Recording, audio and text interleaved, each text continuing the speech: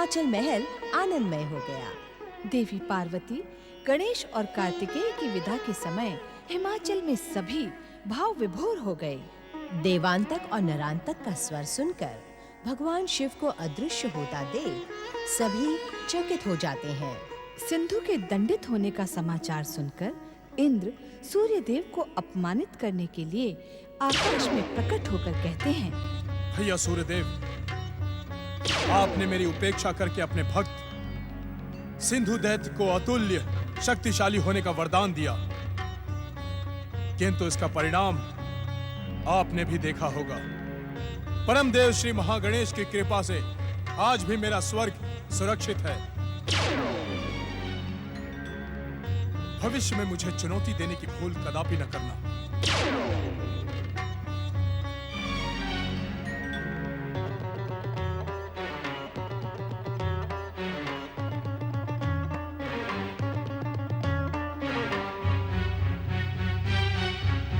अब आप मौन क्यों हैं सूर्यदेव? क्या आपके भक्त सिंधु दैत्य की असफलता आपको मौन रहने को विवश कर रही है? भैया इंद्र, मुझे अपनी भूल पर पश्चाताप हो रहा है। आज मैं ये समझ सका कि भाई भाई के मध्य शत्रुता का परिणाम कभी भी शुभ नहीं होता। सत्य तो यह है देवराज कि मैं सिंधु को वरदान देने के लिए विवश था।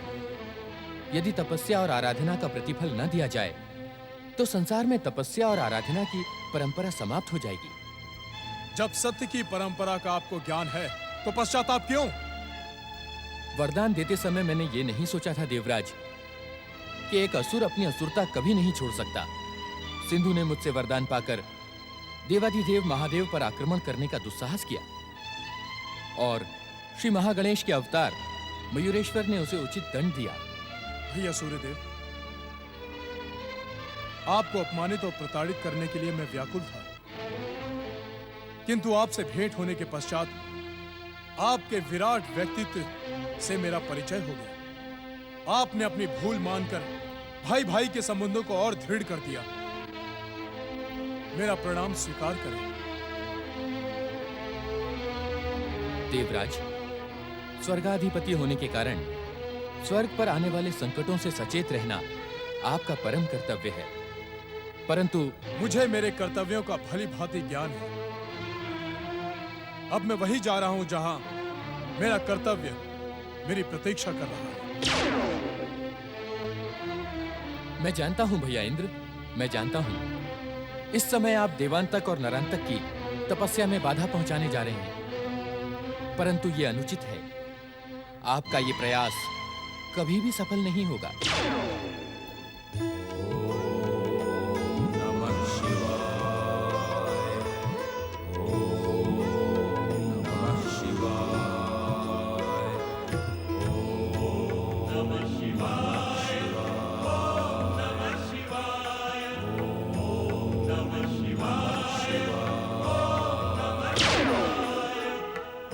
मैं जानता हूं कि तुम मेरे स्वर्ग पर अधिकार प्राप्त करने के लिए शिव आराधना कर रहे हो, किंतु तुम्हारी यह तपस्या मैं संपूर्ण नहीं होने दूंगा।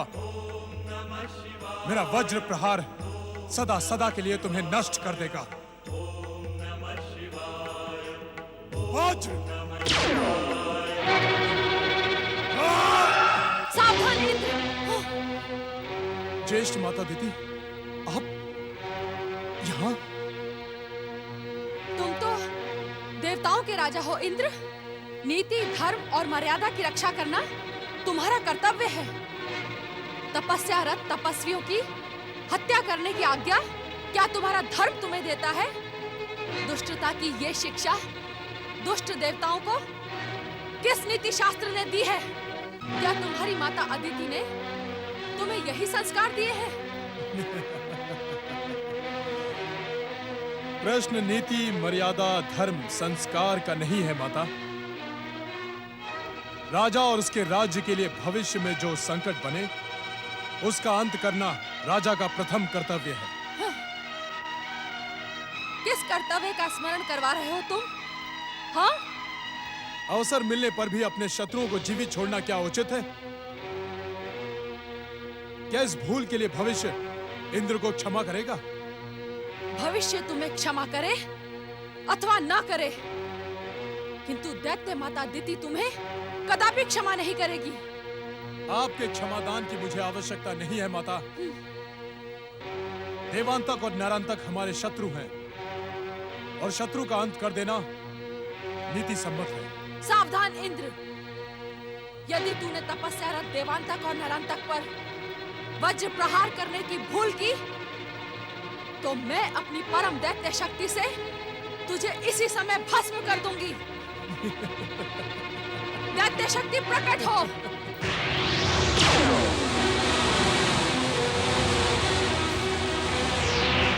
कायर इंद्र को भस्म करने के लिए अब तुम्हें निराश होना पड़ेगा दैत्य शक्ति। जाओ, पाताल में रहकर मेरे आदेश की प्रतीक्षा करो।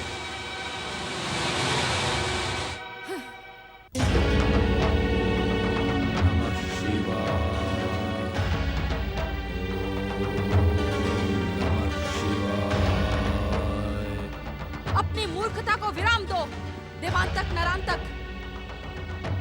मैंने तुमसे पहले भी कहा था, अब फिर कह रही हूं कि शिव आराधना में अपना समय व्यर्थ ना करो। शिव तुम्हें कदापि वरदान नहीं देंगे, क्योंकि वे महागणेश के अवतार श्री गणेश के पिता हैं।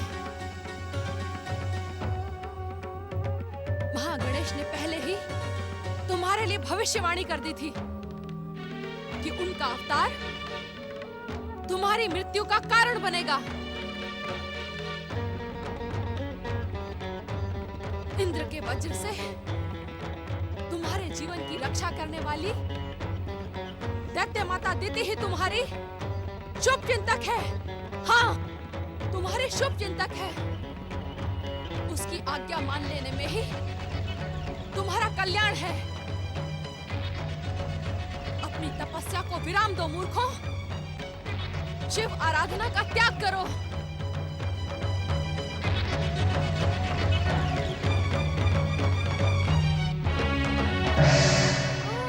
शिवाय। तू यहाँ भी आ गया गजमुख? तू मेरा पीछा कब छोड़ेगा? कब मुझे शांति से जीने देगा? ज्येष्ठ माता, आप भी तो इन दोनों का पीछा नहीं छोड़ रही हैं। मैं तो आपको शांति पहुंचाने के लिए प्रयास करता रहता हूँ।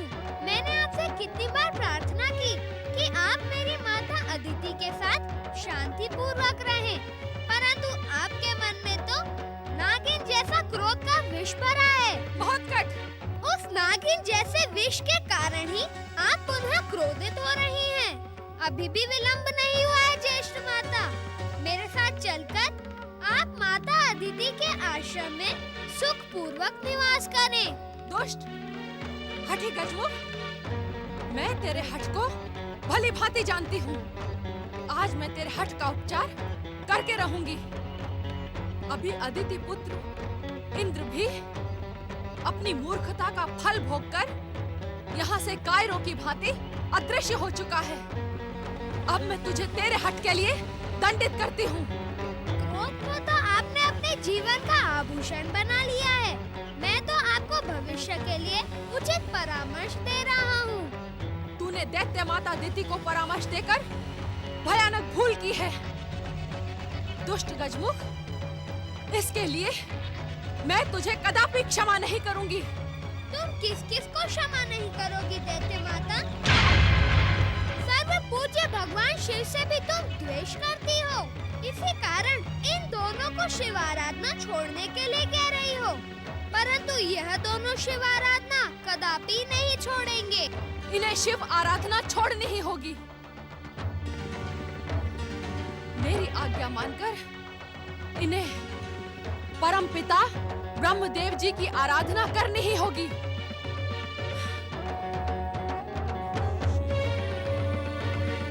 ज्येष्ठ माता, तुम इन्हें तपस्या का त्याग करने के लिए उस समय विवश कर रही हो जब इनकी तपस्या पूर्णता के निकट है। इन्हें वरदान देने के लिए भगवान शिव यहाँ पधारने वाले हैं। मेरी बात मान तो ज्येष्ठ माता, यदि तुम भगवान शिव शंकर द्वारा इन्हें वरदान देते हुए देखना नहीं चाहती, तो चलो मेरे साथ अदिति आश्रम। तू मुझे और क्रोध दिलाने की भूल ना कर महोत्कट, अन्यथा मैं अपने क्रोध से दैत्य शक्ति प्रकट कर तुझे क्षण मात्र में भस्म कर डालूंगी। ये वो गुण नहीं है जिसे चींटे खा जाए। दक्ष पुत्री दिति, श्री महागणेश के अवतार महोत्कट को भस्म करने की बात कहकर तुम अपने और दैत्यों के सर्वनाश के पथ पर आगे बढ़ रही हो। सावधान!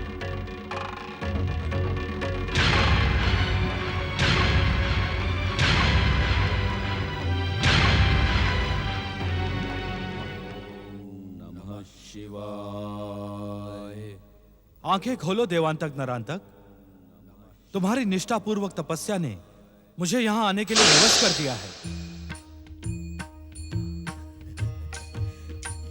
देवाधिदेव महादेव शिव शंकर की जय। हम तुम पर प्रसन्न हैं देवांतक नरांतक, अपना इच्छित वरदान मांगो। महादेव, हम त्रैलोक्य में पुनः दैत्य साम्राज्य स्थापित करना चाहते हैं। हे चंद्रशेखर, हम दानव, मानव, देवता सभी को अपने अधीन करना चाहते हैं। हमें ऐसी महान शक्ति दें जिसे संसार में कोई चुनौती न दे सके। हम दानव, मानव, देवता सभी को अपने अधीन करना चाहते हैं। हमें ऐसी महान शक्ति दें जिसे संसार में कोई चुनौती न दे सके। भोलेनाथ, यह तो वरदान में संसार की कोई भी शक्ति और वैभव छोड़ना नहीं चाहते। यह चाहते हैं कि वरदान पाने के पश्चात इनके अतिरिक्त सभी निर्बल, दीनहीन होकर रह जाएं। क्या इन्हें ऐसा वरदान देना संसार वासियों के प्रति अन्याय नहीं होगा? दुष्ट गजमुख, तू इनके वरदान में भी बाधा पहुंचा रहा है। तेरा ये साहस? दिति,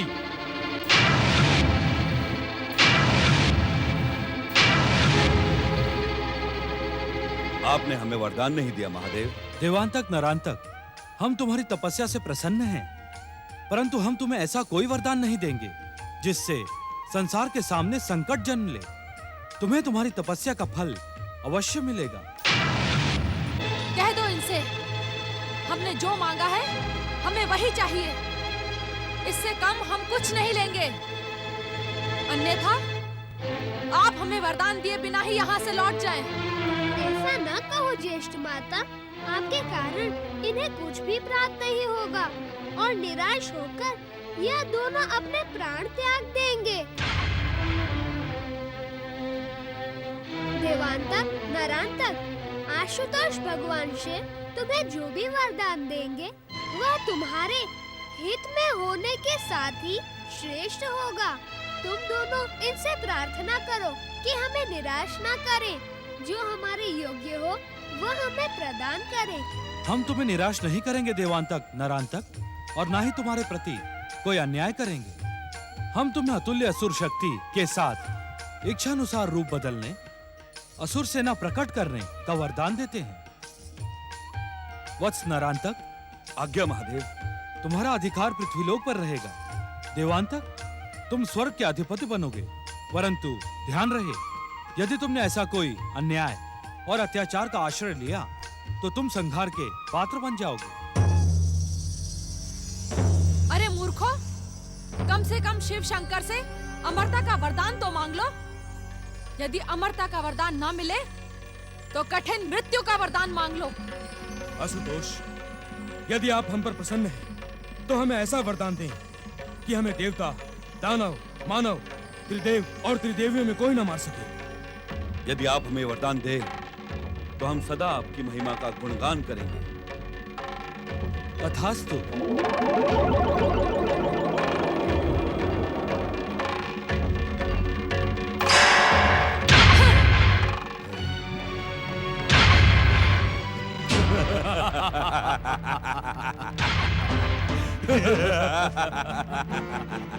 अधिक चतुराई दिखाने का परिणाम ऐसा ही होता है दैत्य माता।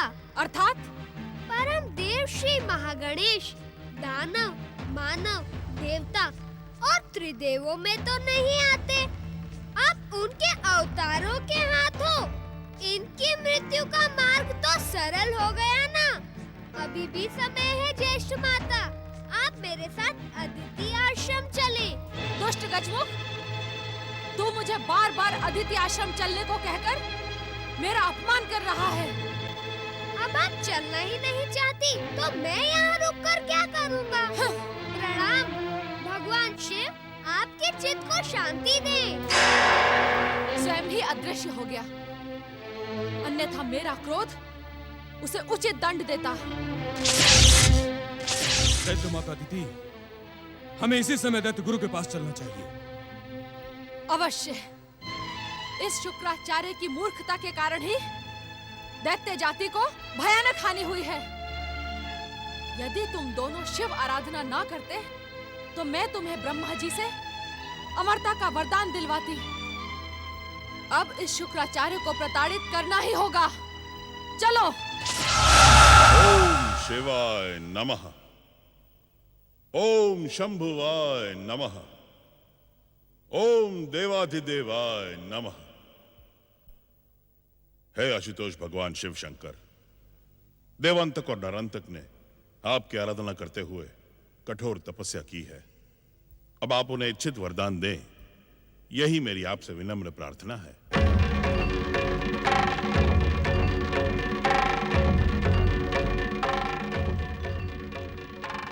आपके आराध्य शिव शंकर ने देवांतक और नरांतक की कठोर तपस्या को अनदेखा करके उन्हें अनमना और अधूरा सा वरदान दे दिया है। देवांतक, नरांतक, हम तुम्हारी तपस्या से प्रसन्न हैं, परंतु हम तुम्हें ऐसा कोई वरदान नहीं देंगे जिससे संसार के सामने संकट जन्मे। तुम्हें तुम्हारी तपस्या का फल अवश्य मिलेगा, परंतु ध्यान रहे, यदि तुमने ऐसा कोई अन्याय और अत्याचार का आश्रय लिया तो तुम संहार के पात्र बन जाओगे। दैत्यों के आराध्य बनने का ढोंग करने वाले शिव नहीं चाहते कि दैत्यों का उत्कर्ष हो। वे दैत्य साम्राज्य को तीनों लोकों में स्थापित होते देखना नहीं चाहते। और इसके दोषी आप हैं शुक्राचार्य, आप। अपनी शिव भक्ति के कारण आप दैत्यों को शिव आराधना का परामर्श देकर उन्हें भ्रमित करते हैं। भ्रमित। अपना दोष दूसरे के मस्तक पे मढ़ देना आपका स्वभाव बन गया है दैत्य माता।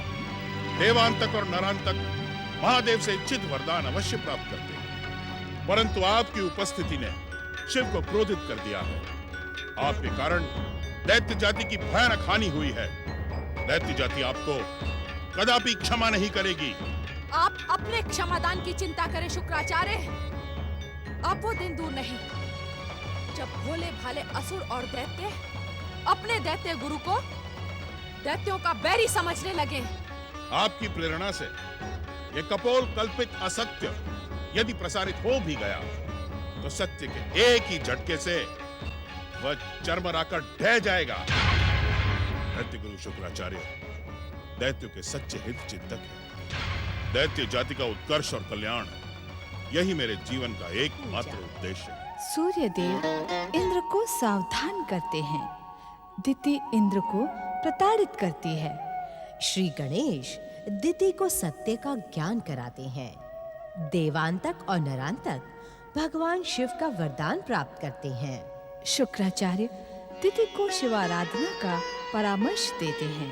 दैत्य गुरु शुक्राचार्य दैत्य के सच्चे हित चिंतक है। दैत्य जाति का उत्कर्ष और कल्याण यही मेरे जीवन का एकमात्र उद्देश्य है। अपने हित चिंतन का परिणाम देख लो शुक्राचार्य। अनेक युगों तक शिव की लंबी तपस्या करने के पश्चात भी देवांतक और नरांतक को इतने साधारण वरदान प्राप्त हुए जिनकी इन दोनों वीर पातालवासी असुरों को आवश्यकता भी नहीं थी। ये वरदान तो मेरी कृपा से भी इन्हें प्राप्त हो सकते थे। दैत्य माता सत्य कह रही है दैत्य गुरु। शिव ने मुझे स्वर्ग विजय करने का वरदान दिया है, परंतु सावधान करते हुए यह भी कहा है कि यदि मुझसे तनिक भी अन्याय और अत्याचार हुआ तो मेरा सर्वनाश हो जाएगा। हाँ दैत्य गुरु, मुझे भी पृथ्वी का राज्य देकर शिव ने सावधान किया है। देवांतक, नरांतक, तुम दोनों को इच्छित वरदान मिलने पर भी तुम असंतुष्ट हो। इनके असंतोष का कारण है शिव की कूटनीति। शिव नहीं चाहते कि ये दोनों एक साथ रहें। अलग अलग रहने के कारण इन दोनों की संयुक्त शक्ति से त्रैलोक्य में ये दैत्य साम्राज्य स्थापित ना कर सकें। ये शिव का अन्याय नहीं तो और क्या है? आशुतोष, भगवान शिव ने जो कुछ भी किया है वो उचित ही किया है। यदि इन दोनों ने अन्याय और अत्याचार के बल पर तीनों लोकों में असुर साम्राज्य स्थापित करने का अनुचित प्रयास किया तो इनका अंत निश्चित है। दैत्य और असुर यदि बल प्रयोग नहीं करेंगे, अन्याय और अत्याचार नहीं करेंगे, तो उनकी सत्ता को कौन स्वीकार करेगा? जिस भक्ति की शक्ति पर इन्होंने पृथ्वी और स्वर्ग का साम्राज्य पाया है, उस पर विश्वास रखो। शिव कृपा से वही होगा जिससे दैत्य जाति का कल्याण हो। देवांतक, नरांतक, दैत्य गुरु एक बार पुनः दैत्य शत्रु का कर्तव्य निभा रहे हैं। इनके परामर्श से शिव आराधना करके तुम दोनों एक बार अपना सर्वनाश कर चुके हो। अब तुम वही करो जो मैं कहती हूँ। हमें आप पर पूर्ण श्रद्धा है दैत्य माता। आपका परामर्श हमारे लिए आज्ञा है। हाँ, कहे क्या करना होगा हमें? अपनी भयानक, विध्वंसक और विस्फोटक शक्ति का प्रयोग करके तुम दोनों दैत्य साम्राज्य की स्थापना करो। इस दैत्य शत्रु के समीप एक पल भी रुकना अब तुम्हारे लिए घातक सिद्ध होगा। जो आज्ञा दैत्य माता।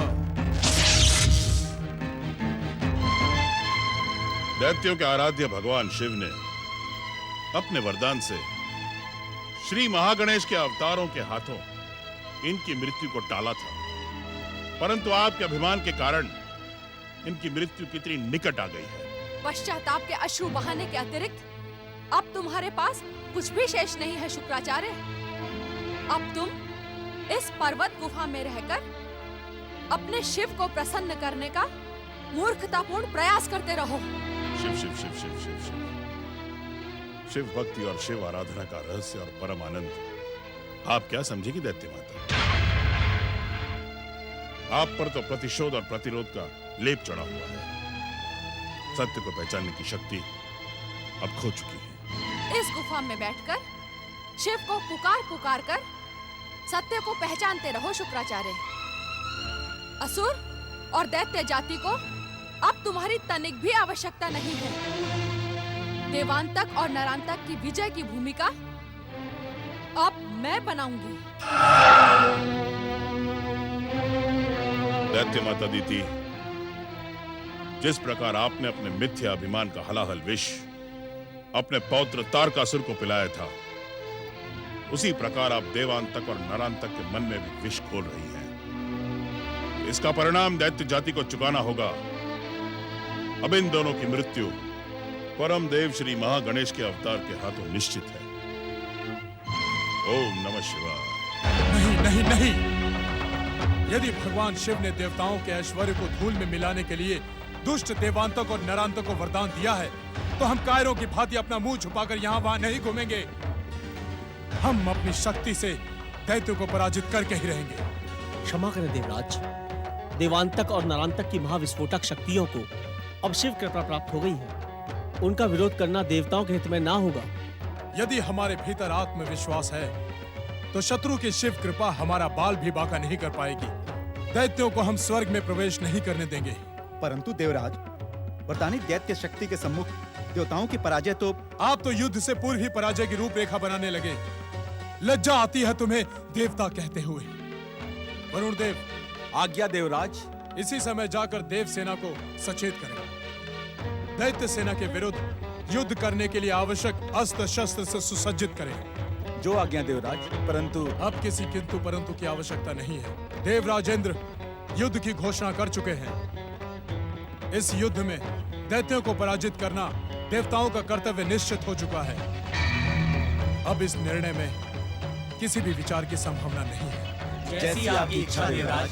वरदानी दैत्यों के विरुद्ध यह युद्ध हमें अपनी शक्ति, अपनी युक्ति से किसी भी प्रकार से विजय करना है, जिससे भविष्य में स्वर्ग साम्राज्य वरदान में देने की परंपरा ही समाप्त हो। अग्निदेव, आज्ञा देवराज। आप इस देवासुर संग्राम के लिए देवगुरु बृहस्पति से परामर्श और सहायता प्राप्त करें। आप देवगुरु को संदेश दें कि वे अपनी भक्ति की शक्ति से देवताओं को अपराजित बना दें। पवन देव, आज्ञा देवराज। आप गंधर्वों, किन्नरों, विद्याधरों के साथ साथ ग्रहों, लोकपाल और दिक्पालों को यह संदेश दें कि वो अपनी पूरी शक्ति और सेना के साथ देवताओं का साथ दें। जो आज्ञा देवराज। जाएं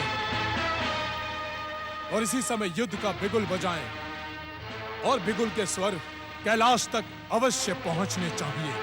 जाएं।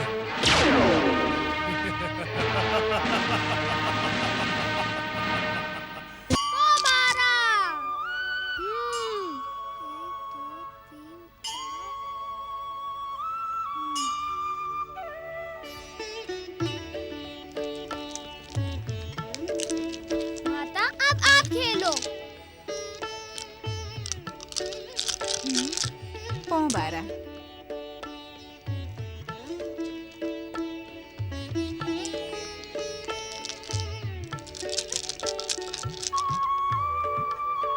भैया कार्तिकेय, यदि तुम माताश्री के साथ चौसर खेलने के इच्छुक हो तो आओ, मैं हट जाता हूँ। नहीं गणपति, मैं खेल में तुम जैसा चतुर नहीं हूँ। मैं माताश्री से पराजित हो जाऊंगा। पुत्र कार्तिकेय, माता से पराजित होने में कैसा भय?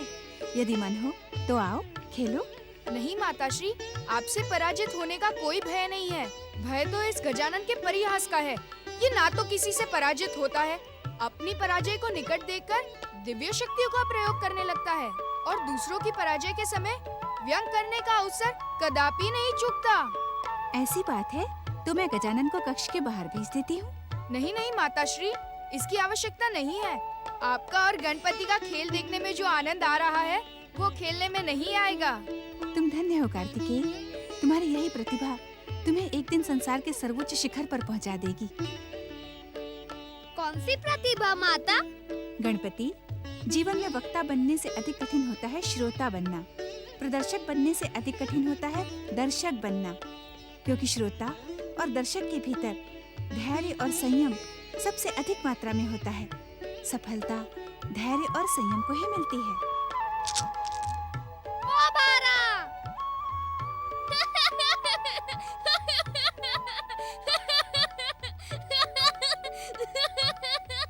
माता, आपका ध्यान खेल से अधिक बातों में था, इसीलिए आपको पराजय का मुख देखना पड़ा। ये उचित नहीं गजानन, तुमने मेरी असावधानी का लाभ उठाकर मुझे पराजित किया है। मैं पराजित नहीं हुई हूँ। माता और पुत्र के मध्य चौसर खेली जा रही है। देखिए स्वामी, चतुर गणेश ने अपने छल से मुझे चौसर में फिर से पराजित कर दिया। प्रणाम पिताश्री। चलो बड़े भैया, पिताश्री और माताश्री को चौसर का खेल खेलने दो। पिताश्री के सामने हमें माताश्री के साथ चौसर खेलने का कोई अधिकार नहीं है। माताश्री, यदि आप खेल में हार स्वीकार करना नहीं चाहती, तो मैं हार को आपका प्रसाद समझकर स्वीकार कर लेता हूँ। अब आप अपने इस वाचाल पुत्र को क्षमा कर दें। देखा पार्वती, पुत्र हो तो गजानन जैसा, ये अपनी माता को पराजित होते हुए भी नहीं देखना चाहता, जबकि पराजित भी इसने स्वयं ही किया है। नहीं पिताश्री, मेरे बड़े भैया के होते हुए मुझे अपनी प्रशंसा स्वीकार नहीं है। कहिए, पुत्र हो तो कुमार कार्तिकेय जैसा, जो अपनी माता के साथ खेलना ही नहीं चाहता, तो इसमें हारने और जीतने का प्रश्न ही नहीं उठता। देवी पार्वती, हमारे गजानन की बात का कोई उत्तर है तुम्हारे पास? गणपति, तुम वाचाल और चतुर होने के साथ साथ नटखट भी हो गए हो। स्वामी, हमारे लंबे समय के पश्चात हिमाचल से कैलाश लौटते ही आप अचानक कहाँ दृश्य हो गए थे? पिताश्री, क्या आपको हमारा कैलाश आना अच्छा नहीं लगा? पिताश्री, आपने ही तो माताश्री को बुलाने के लिए नंदी महाराज को भेजा था। फिर हम सब के आने पर आप अदृश्य क्यों हो गए? हमारे दो आराधकों की पुकार भी तुम सबने अवश्य सुनी होगी। उस समय उनकी तपस्या को वरदान देना आवश्यक था। पिताश्री, वे आराधक कौन है और उन्हें आपने क्या वरदान दिया? पाताल लोक से दैत्य गुरु शुक्राचार्य की पुकार पर आए दो दैत्य देवांतक और नरांतक थे। पिताश्री, आपने देवांतक और नरांतक को वरदान दे दिया? तब तो वे निश्चित ही देवों और नरों का अंत करेंगे। उनके अत्याचार से सारे संसार में हाहाकार मच जाएगा। कुमार, गजानन, तुम दोनों चिंता न करो।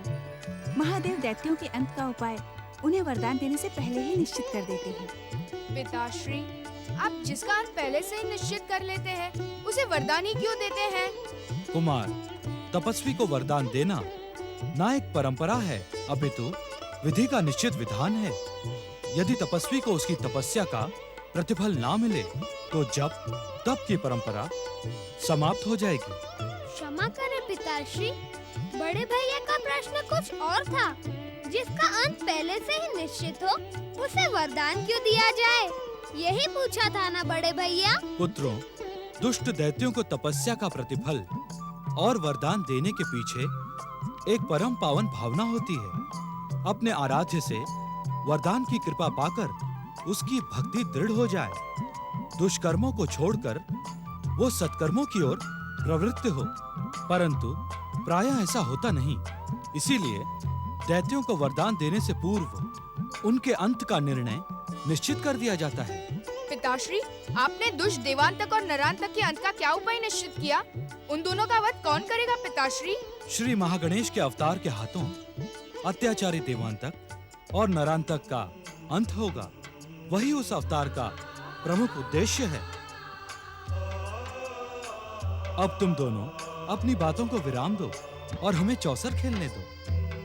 अवश्य पिताश्री।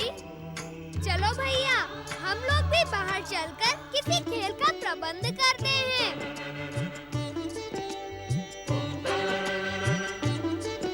ओम महागणेशाय नमः।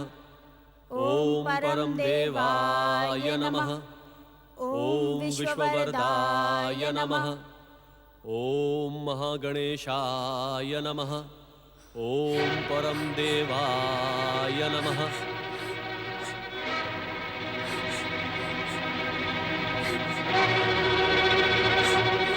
क्या हुआ देवी अदिति?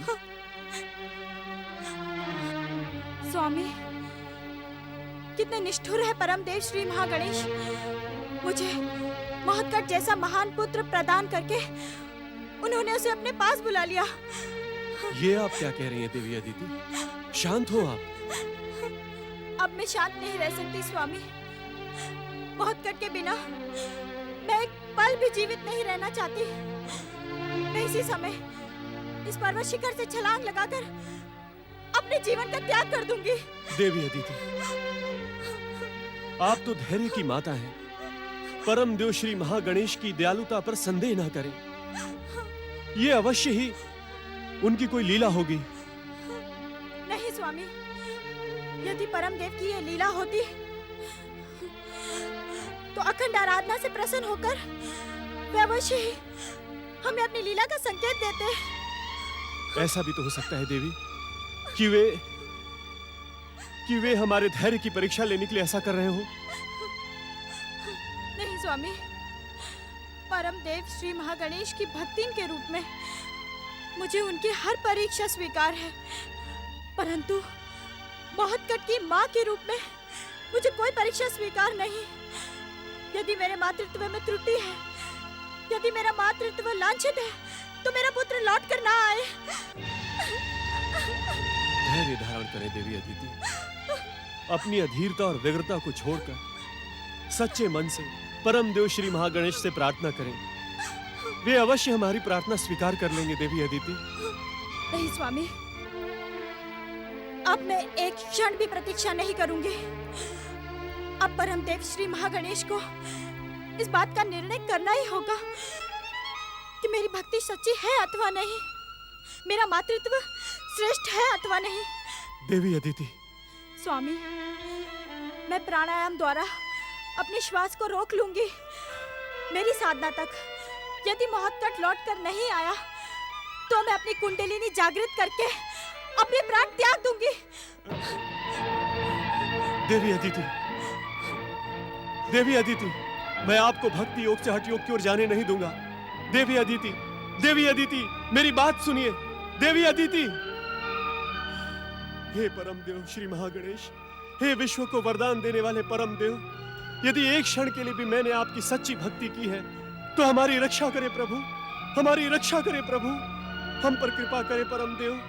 हे क्षमा निधान, हमको क्षमा करे।